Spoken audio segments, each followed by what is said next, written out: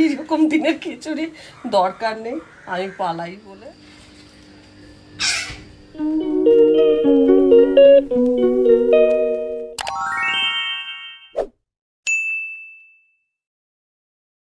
সুপ্রভাত বন্ধুরা, আজকে বৃহস্পতিবার, সকাল সকাল ব্লগটা শুরু করছি। যদিও আজকে দুটো বৃহস্পতিবারের ব্লগ শেয়ার করব। ছাদ বাগানে এসে দেখলাম প্রচুর ফুল ফুটেছে। আজকে দেখছো রোদ ঝলমলে একটা বৃহস্পতিবার, অনেকগুলো ফুল ফুটেছে। কি কি কালারের আর কটা ফুল ফুটেছে তোমরা গুনে বলো। আমাকে তো বলেছিলে যে ফুল তোলার সময় নাকি গুনতে নেই, তাই আমি গুনি না আজকাল। আর আজকে আমার কর্তা যাবে হচ্ছে আমার খুড়শ্বশুরের বাড়িতে। আমি যাব না, আমার শরীরটা খারাপ আছে, আমি যাব না। কিন্তু আমার কর্তা যাবে, কেননা আমার খুড়শ্বশুরের নামেই বিয়ের কার্ডটা তৈরি করা হয়েছে। আবার আজকে রান্নাবান্নাও করতে হবে না। তার কারণ কি বলো তো, বৌদি আমাকে বলেছে একটা স্পেশাল রান্না করে খাওয়াবে। আমার শরীর খারাপ শুনছে দেখছে, সেই দেখে বলল যে শঙ্করী রান্না করো না, কালকেই আমাকে বলেছে রান্নাটা পাঠিয়ে দেবে, আমার কর্তা খেয়ে বেরিয়ে যাবে। বলেছে সকাল সকালই রান্না করে নেব। জবা যেমনি ফুটেছে, টগরও কিন্তু অনেকগুলো ফুটেছে। আর সত্যি কথা বলতে কি, আমার টগর ফুলটা ভীষণই ভালো লাগে, মানে পুজো দেওয়ার জন্য জবা টগর এগুলো খুবই ভালো লাগে। ছাদের গাছপালাগুলো দেখে বুঝতেই পারছো যে ছাদটা মোটামুটি গোছানো হয়েছে। ভালোভাবে তোমাদের পরে দেখাবো। আমি তো বলছি একটা ব্লগ শেয়ার করব, যেটা কিনা সমস্ত অর্গানাইজ কিভাবে কি করেছি সেটার জন্য, কিন্তু তার থেকেও একটু একটু দেখানো হচ্ছে। এদিকে দেখো করবীও ফুটেছে, এদিকে মর্নিং গ্লোরি বেশ অনেকগুলো ফুটেছে। আজকে তো মানে দেখে মনটা বেশ ভরেই যাচ্ছে। ছাদ বাগানে এসে ফুল গাছ দেখলে আর গাছে যদি ফুল দেখা যায়, তাহলে সত্যি কথা বলছি যে কোনো মানুষ খুব খুশি হয়ে যায়। আর যারা গাছ ভালোবাসে তারা তো খুশি হবেই। চলো এই ফুল টুল তুলে নিয়ে যাই ঠাকুর ঘরে। তারপরে আমার কর্তাও গাছে জল দিচ্ছিল, আর আমি এই ঠাকুর ঘরে স্নান টান করে এসে পুজোর ফুল টুলগুলো তুলছিলাম। ও পুজো দেবে, আমিও পুজো দেবো। আজকে তোমাদের নারায়ণ দর্শন করাবো। তুলসী পাতা ছাড়া তো গোপাল পুজোই বলো আর নারায়ণ পুজোই বলো অসম্পূর্ণ। তুলসী পাতা লাগেই। আর কি বলো তো, মঞ্জুরি পড়ে পড়ে না টবের মধ্যে বেশ অনেক তুলসী গাছ হয়। আমার গোপুসোনাকে কিন্তু স্নান করিয়েছি, দেখো বেশ চকচকে হয়ে আছে। তো কী দিয়ে স্নান করিয়েছি আমি পরের বৃহস্পতিবার যখন আমি স্নান করাবো তোমাদের দেখিয়ে দেবো। যদিও এই একটা ব্লগেই আমি সেটা শেয়ার করছি, মানে দুটো বৃহস্পতিবারের ব্লগ আমি আজকে শেয়ার করব। তোমাদের বলেছি নারায়ণ দর্শন করাবো। দেখো আমার কর্তা পুজো দিচ্ছে, আর এই দেখো আমি একদিক দিয়ে দিচ্ছি, আমি একটা আসন সাজাচ্ছি, ও একটা আসন সাজাচ্ছে। এই করেই পুজোটা আমাদের দেওয়া হয়ে যাচ্ছে। যখন আমার কর্তা নারায়ণকে আর কি সাজায় তখন কিন্তু দারুণ লাগে। আমার তো ভীষণ ভালো লাগে, বিশেষ করে ওই যে মাথার মধ্যে যখন ওই ফুলগুলো দেয় না, এত ভালো লাগে, মনে হয় যেন হেয়ার ব্যান্ড পরানো। আর যেটা দেখছো সেটা পৈতে। তোমাদের বলেছিলাম যে বৌদি একটা স্পেশাল রান্না করে পাঠাবে, সেটা হচ্ছে এই যে চিতল মাছের মুইঠা। বৌদি আজকে পাঠিয়েছে, গন্ধটা দারুণ বেরিয়েছে। আমার কর্তাকে এখন খেতে দিয়েছি, ও খেয়ে বলবে কেমন হয়েছে। কেমন আছে? এরপর একটা দুটো দিন করতে করতে একটা সপ্তাহ কেটে গেল। চলে আসছি পরের বৃহস্পতিবারে। ডালের বোতলে যত রকম ডাল ছিল, মানে একটু একটু করে ছিল, সব ডালগুলোকে একসঙ্গে মিশিয়েছি। আজকে বাইরে খুব বৃষ্টি হচ্ছে, ভাবছি যে এই ডালগুলো দিয়ে আর কি খিচুড়ি করবো। একটু পেঁয়াজ রসুন দিয়ে দেবো, একটু অন্যরকম স্বাদ হবে। মানে এর মধ্যে কী কী ডাল আছে দেখো, ছোলা আছে, মসুর আছে, মুগ আছে, গ্রিন মুগ আছে, তারপরে মটর আছে, আর কি আছে, অড়হর আছে, এরকম খুব সম্ভবত খেসারিও থাকতে পারে, জানি না, কারণ একটা মিক্সড ডাল আনা হয়েছিল, সেই মিক্সড ডালের মধ্যে খেসারিও থাকতে পারে। তো এই রকম সমস্ত ডাল মেশানো আছে। এই ডালটা দিয়ে আজকে খিচুড়ি হবে। তো ডালটা একটুখানি ভিজিয়ে দিই, কেননা এর মধ্যে ছোলার ডাল আছে, হয়তো ছোলার ডালটা সেদ্ধ হতে চাইবে না। এখন খুব ঝিরঝির করে বৃষ্টি হচ্ছে। মানে আজকে দেখো এই যে অ্যাডেনিয়ামটা কি সুন্দর ফুটেছে, দারুণ হয়েছে। থোকা অ্যাডেনিয়াম তো যখন ফোটে খুব ভালো লাগে। খুব বৃষ্টি হয়েছে, এখন একটু ধরেছে। আনারস গাছ আগের বছর লাগিয়েছি, কিন্তু এবছরও হয়নি আনারস। দেখো দুটো আনারস গাছ আছে, কিন্তু কোনোটাতেই হয়নি। আগের বৃহস্পতিবারও প্রচুর ফুল ফুটেছিল, সেদিন বৃষ্টি ছিল না। আর আজকেও বৃহস্পতিবার, আজকেও অনেকগুলো জবা ফুটেছে, তারপরে নাকচাপা ফুটেছে, অনেকগুলো নাকচাপাও ফুটেছে। আর নয়নতারা তো রোজই ফুটছে। এই একটা ফুল যে সারা বছর দেয়। তবে আজকাল টগরটাও খুব ভালো ফুটছে। এখানে দেখো টগর, আমার তো খুব ভালো লাগে টগর ফুল দিয়ে পুজো করতে।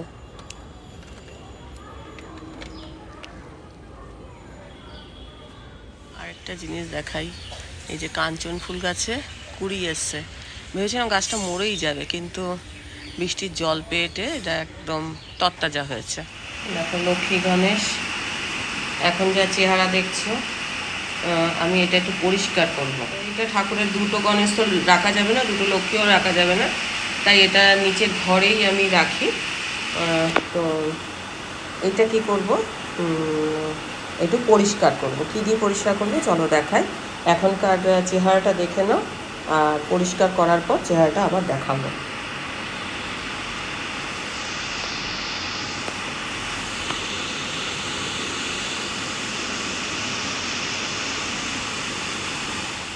আমি পরিষ্কার করব এই যে শুদ্ধ অভিয়াম এইটা দিয়ে।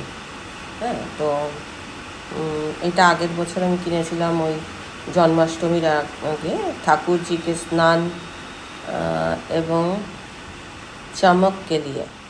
আমি তো ধরো বাংলা বলি, তাই এবংটাকে কি বলে তা জানি না।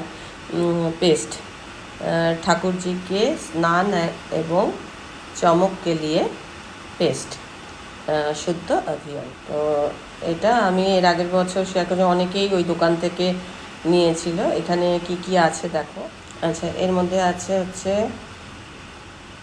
আমলা 63%, চন্দন 18%, গোলাপ জল 14%, আর কেশর 0.72%।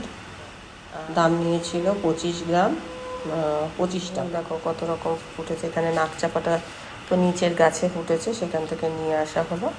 আর কলকে, আমার নটু গলার ঘন্টিটার আওয়াজ দেখেছো কি ভালো লাগে। এই দিয়ে আমি কিন্তু ঠাকুর পরিষ্কার করি, এই যে এরকম।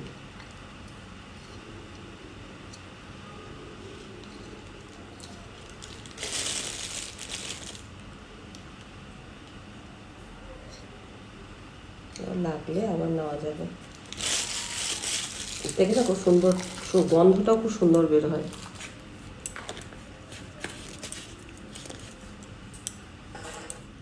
সামান্য একটু গঙ্গা জল দিচ্ছি, বেশি হয়ে গেল জলটা। দেখতেই পেলে অভিয়াংটা আমি গঙ্গা জল দিয়ে একটুখানি পেস্ট মতো করে নিলাম। আর এখন এই যে ঠাকুরের গায়ে আমি এটা লাগিয়ে নেব। দেখো ঠাকুর পরিষ্কার নানাভাবেই করা যেতে পারে, তবে খুব ইজি প্রসেসে যেগুলো হয় সেটা আমি দেখাচ্ছি। এর আগেও আমি দেখিয়েছি কিভাবে ধরো ঠাকুর পরিষ্কার করা যায়। অভিয়াংয়ের মধ্যে একটা বেশ সুন্দর গন্ধ আছে, কারণ এর মধ্যে কেশর, চন্দন এগুলো তো আমি তোমাদের পড়ে শোনালাম, এগুলো আছে, তাই এর মধ্যে একটা সুন্দর গন্ধ হয়। আর এটা না যখন ঘষা হয় তখন একটু ফেনা ফেনা মতো হয়। দেখো আমি একটা ব্লগ শেয়ার করি, তাই আমার মনে হয় ব্লগে এমন কিছু থাকুক যাতে মানুষের উপকার হবে। তবে গসিপ করতে বা অন্য কিছু করতে আমার ভালো লাগে না। আর এমন কিছু কন্টেন্ট দেব না যে তোমাদের সেটা খুব মুখরোচক তোমাদের কাছে মনে হবে। অনেকে হয়তো আমাকে বলে যে শরীর খারাপ, ব্লগ করেন, এখানে যান ওখানে যান, নাটক করেন। তো আসলে তার দৃষ্টিভঙ্গিটাই খুব কুৎসিত। গসিপ করবার জন্য ধরো আমাকে বিভিন্ন রকম প্রশ্ন করে, আমি হয়তো সেই প্রশ্নের উত্তর দিই না। কেননা আমার মনে হয় আমি প্রশ্ন যেটা আমার উত্তর দিতে মনে হবে আমি সেটাই দেব। আর আমি আজকাল যেহেতু সব কমেন্টের উত্তর দিতে পারি না, তাই আমার মনে হয় যখন আমি ব্লগ শেয়ার করি তখন কাজ করতে করতেই আমি কিছু কিছু উত্তর দেব, যেই উত্তরটা আমার মনে হবে আমি দেওয়া প্রয়োজন। কিছু কিছু মানুষ সত্যি কথাই খুব ভালো বলে, কেননা আমার শরীর খারাপ দেখে কিছু মানুষ যেমনি বলেই যে দিদি আপনাকে খুব ক্লান্ত দেখাচ্ছে, দিদি আপনাকে খুব অসুস্থ দেখাচ্ছে। আবার কিছু কিছু মানুষ বলে নাটক করছেন। তো দু রকম মানুষ আছে এইখানে। আমি কমেন্ট যখন পড়ি তখন মনে মনে ভাবি দু ধরনের মানুষ আছে, যাদের মানে গসিপ করতে ভালো লাগে, কার সংসারে কি হয়েছে একটুখানি দেখি, বা কার সংসারে একটু ঝগড়া হলো, এটা একটু শুনে মজা পাবো, এরকম কিছু মানুষ আছে। আবার কিছু মানুষ আছে যে সত্যি তো ঠাকুর পরিষ্কারটা হচ্ছে, কী দিয়ে পরিষ্কার হচ্ছে, আমার ঠাকুরও আমার পরিষ্কার করতে হবে, আমি সেটা দেখব। তো দু ধরনের মানুষ দু রকমভাবে দেখছে। এই যে ব্লগটা আমি শেয়ার করছি, দু ধরনের মানুষই তো দেখছে। যাই হোক, তো আমার দেখো তোমাদের সাথে এই সব কথা বলতে বলতে আমার ঠাকুর পরিষ্কার প্রায় হয়েই এসছে। আমি একটুখানি ব্রাশ দিয়ে পরিষ্কার করব। কেন বলো তো, ব্রাশ দিয়ে যদি আমি পরিষ্কার করি না, তাহলে না খাঁচে খাঁচে যে ময়লাগুলো লেগে থাকে সেই ময়লাগুলো কিন্তু ভালোভাবে পরিষ্কার হয়ে যাবে। আমি মানে আগের বৃহস্পতিবার আমি দেখালাম গোপাল স্নান করিয়েছি, সেই দিনও আমি অভিয়াং দিয়েই করিয়েছিলাম। কিন্তু আমি মনে মনে ভাবছিলাম যে একটা ব্লগেই যখন আমি দেখাচ্ছি ওই একই জিনিস, তাহলে আমি একবারে দেখাই। তো দেখো এই যে ব্রাশ দিয়ে পরিষ্কার করে নিচ্ছি। এবার গঙ্গা জল দিয়ে স্নান করালেই একদম ভালোভাবে পরিষ্কার হয়ে যাবে। খুব বেশি খাটতে হলো না, এই শুধু এটা লাগিয়ে একটু ঘষে দিলেই হয়ে যাবে। বাইরে প্রচুর বৃষ্টি হচ্ছে, আর আমাদের যেহেতু ঠাকুরঘরের উপরে টিনের চাল, তাই বৃষ্টির খুব আওয়াজও হচ্ছে, তাই আমাকে না সাউন্ডটা একটুখানি অফ করে দিতে হয়েছে।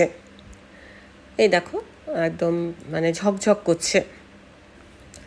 সব ঠাকুরদের স্নান করিয়ে একবারে মুছিয়ে টুছিয়ে তারপরে তোমাদের দেখাবো। মানে বিশেষ করে এই যে লক্ষ্মী গণেশ, এই লক্ষ্মী গণেশকে একটুখানি কম পরিষ্কার করা হয়, এটা নিচের ঘরেই থাকে। আর এই ঠাকুরদের আমি মোটামুটি মাঝে মধ্যেই পরিষ্কার করি, তবে প্রত্যেক সপ্তাহে করি এরকম নয় কিন্তু। আর গোপুসোনার এই দেখো মানে রূপোর গয়নাগুলো কিন্তু একবারে পরিষ্কার হয়ে যায় যদি এই অভিয়াং দিয়ে স্নান করাই। এছাড়া পিতাম্বরী দিয়েও করাতে পারো, সেটা কোনো অসুবিধা নেই, তোমার কাছে যেটা অ্যাভেলেবেল সেটা দিয়েও করাতে পারো। লক্ষ্মী গণেশের যেহেতু অনেকটা কালো হয়ে গেছিলো, তাই চেঞ্জটা নিশ্চয়ই তোমরা বুঝতে পারছো। দেখো পরিষ্কার করার আগে এইরকম চেহারা ছিল, আর এটা হচ্ছে পরিষ্কার করার পরের চেহারা।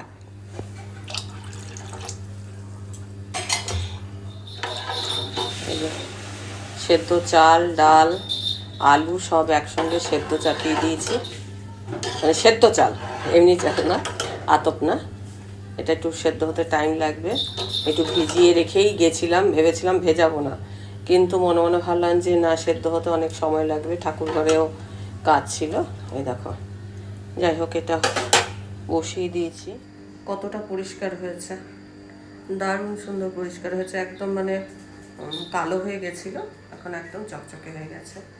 আর হ্যাঁ, তেঁতুল টেতুল দিয়েও মাজা যায়, তবে এগুলো ঠাকুর পরিষ্কার করারই জিনিস, তোমরা এটা কিনতে পারো। দাম টাম তো দেখিয়ে দিলাম। আর এখন এটা এখানে রাখবো।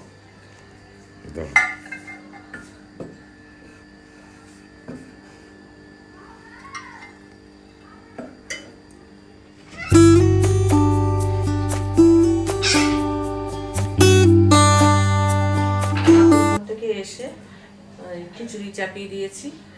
আজকের খিচুড়িটা হচ্ছে পাঁচমিশালি খিচুড়ি বলতে পারো, কেননা যত রকম ডাল কৌটোর মধ্যে ছিল, অল্প এটা ওটা সেটা, তারপরে ধরো একটা মানে মিক্সড ডালও ছিল, সব দিয়ে খিচুড়ি করছি একই বর্ষার দিন। তারপর খিচুড়ি খেতে খুবই ভালো লাগে, তো খিচুড়ির সাথে করব ডিম ভাজা। এই আজকে রান্না বেশি কিছু করব না, এটা দিয়েই সারবো। আগের বৃহস্পতিবারের কিছুটা ভিডিও শ্যুট করা ছিল, সেটার সাথে আজকের কিছুটা আর কি আমি মিক্স করলাম। কারণ আজকে মনে মনে ভাবলাম যে অনেকেরই উপকার হবে। এই যে ঠাকুর যে পরিষ্কার করা, অনেকেই মানে ভাবে যে ঠাকুর কালো হয়ে গেছে কি করে পরিষ্কার করব। ধরো তেঁতুল দিয়ে তো মাজলে হয়, এছাড়া লেবু দিয়েও হয়। তার পরিষ্কার করার একটা মানে টিপস আমার রান্না চ্যানেলে আছে। ধরো ঠাকুরের বাসনই বলো, এমনি কালো হয়ে যাওয়া বাসন, সেগুলো ওই চ্যানেলে আমার মানে পোস্ট করা আছে। তবে এগুলো কি বলতো, কম খাটুনিতে ওটা একটু খাটতে হয়, আর এটাতে একটু কম খাটতে হয়। ঠাকুর পুজো দিয়ে তারপর ঠাকুরের যে বাসন মেজে, তারপরে ঠাকুরের জামা কাপড় সব ধুয়ে টুয়ে তবে নিচে নামলাম। অনেকটাই বেলা হয়ে গেছে, ওই জন্য এখন আর কি করবো, সেই জন্য ঝটপট করে খিচুড়ি করে নিচ্ছি। ওই দেখো কত কাঁঠাল বিচি জমেছে, এটা দিয়ে একদিন রান্না করতে হবে।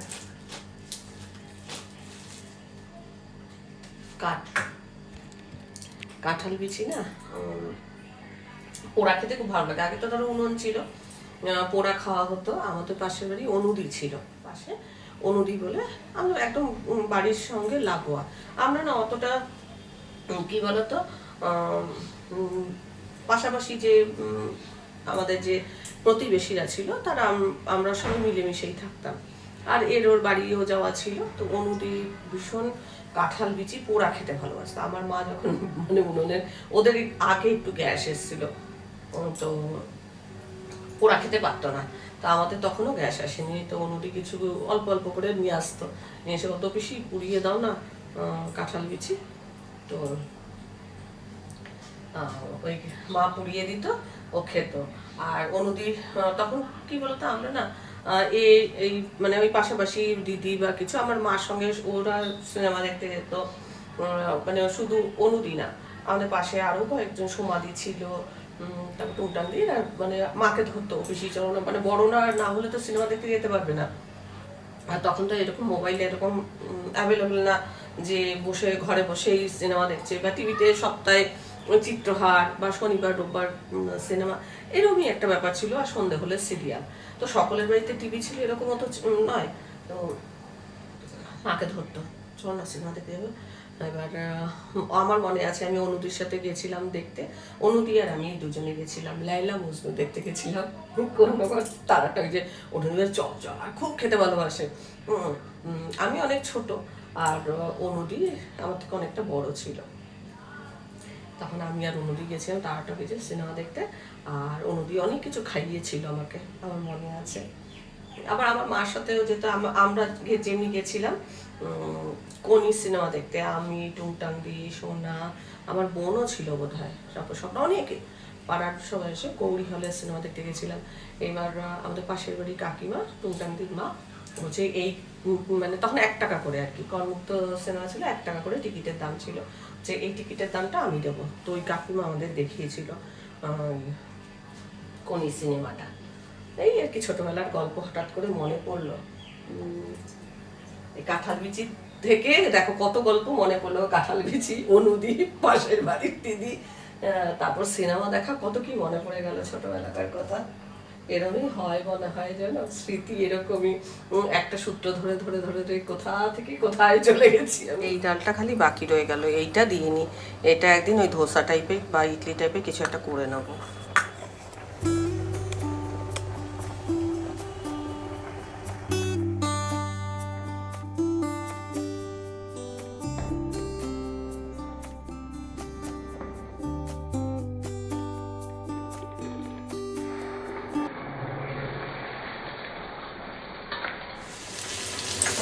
খিচুড়ির নাম হচ্ছে যেমন তেমন, যেমন খুশি রাধো বলেন, যেমন খুশি সাজো, এটা হচ্ছে যেমন খুশি রাধ।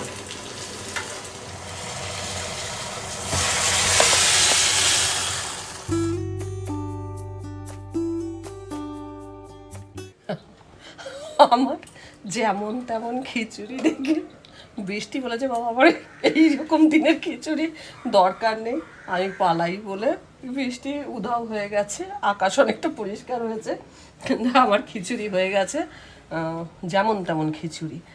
আমি নামটাই তাই দিলাম, যেমন খুশি রাধো। তো এখন খেয়ে নেব, চলো। আরেকজনের অবস্থা দেখো,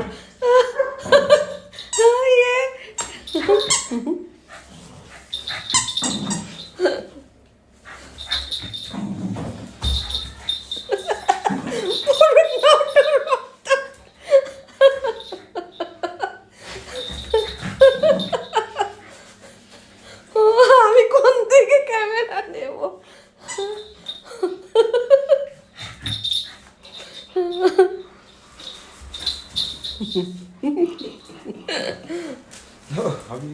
খিচুড়িটা যেমন তেমন হলো, খেতে কিন্তু খুব একটা খারাপ হয়নি, মোটামুটি হয়েছে। হ্যাঁ, তো আজকে বর্ষার দিন কিছু সেরকম নেই, সেই হিসাবেই আর কি খিচুড়িটা রান্না হলো। আর এই হচ্ছে আমার লক্ষ্মী গণেশ একদম কালারটা চেঞ্জ হয়ে গেল। আজকে পর্বটা দেখে ভালো লাগলে অবশ্যই কিন্তু একটা লাইক দেবে, প্রচুর প্রচুর শেয়ার করবে, আর আমার চ্যানেলটা ভালো লাগলে অবশ্যই সাবস্ক্রাইব করে আমার পাশে থাকবে। আজকের পর্বটা আমি এখানেই শেষ করছি, দেখা হবে নতুন একটা পর্ব নিয়ে, নতুন কিছু নিয়ে। ততক্ষণের জন্য টাটা।